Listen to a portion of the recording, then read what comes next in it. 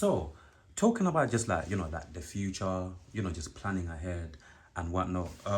What are some of the things that one of the things that I would like to know, yeah, is in terms of like, like your connection, because I think it's really important that your connection, like with animals, because I feel like I'm not gonna. That's one of my favorite topics. Like when I speak to you, because I feel like once again I don't really speak to many people on a regular basis, because I feel like it's weird and sad at the same time that so many people that, especially that I encounter on a regular basis, they've got this big disconnection between them and animals. Like for people that are watching this, and obviously, you've got a very, very special, beautiful connection with cats in it. We've had numerous conversations about you and your cats.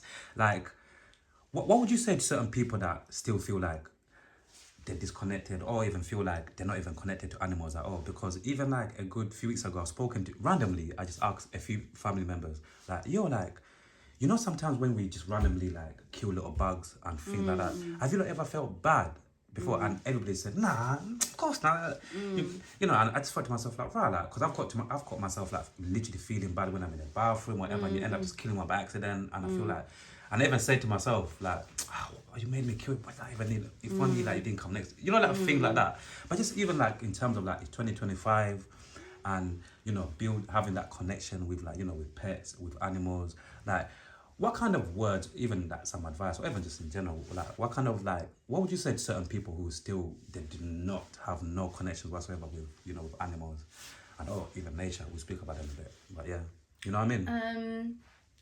Yeah, I think what I would say is then what makes them think they're so much different from animals, because animals still have their way of communicating. Because some people say, oh, we're more intelligent, we're more cleaner, but cats clean themselves all the time. They've got antibacterial tongues, and like for instance, my cat this morning, I've had a lot of dental surgery recently. So this morning I was like feeling a bit of pain, whatever. But my cat, sometimes he's like on me to get him food, but today he must have felt the pain, he sat there and he started purring, and it really helped my pain. So, and even in sound healing, we learned that the frequency of the cat's purr is very healing. It heals them and it heals us. It's like a certain frequency, low frequency. So animals are so willing to help us. They're very innocent.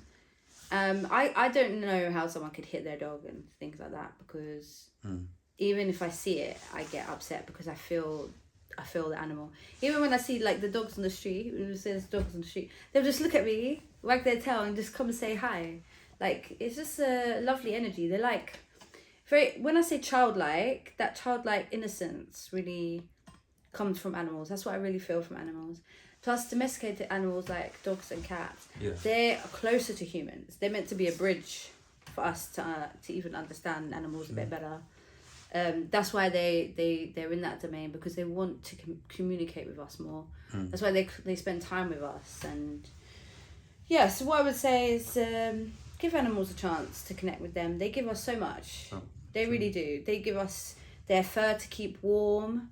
They share their milk for people that want to eat it, and that's their milk for their babies, but they still share it with humans. So like, yeah, even though like some humans take it, but they also overproduce, some say. So yeah, they're willing to share all these things with us, and what are we willing to share with them? Yeah, even just on a random one, yeah, I feel like this might be either an immature thing or some people have got their own reasons.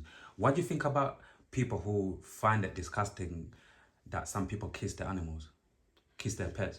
Some people find it disgusting that some people actually kiss their dogs and kiss their cats.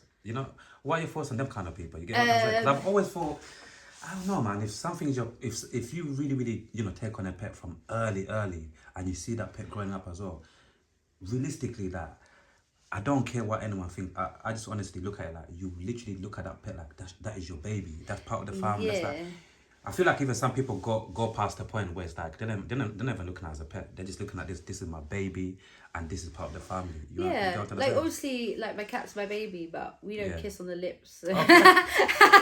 But he's my baby. He might sometimes lick my hand a little bit. Yeah. No licking. No, like with cats, it's like you can touch nose sometimes. Like they'll put their nose on your nose. Okay. That's their way of That sounds beautiful. of connecting. That's their version of a kiss. Yeah. That means they're getting close to you, that they like you, you know. Some dogs can do that too, but I don't have a dog, I don't know, but personally I think it's preference, because I don't really when dogs try and lick me on the lips, I don't like it. You try to that? No, I don't. Yeah, no, I For hear me that. personally, I think it's a very personal thing, Yeah. but I don't do lip sync with the with them. And But I even- love them, but Yeah. we don't go that far.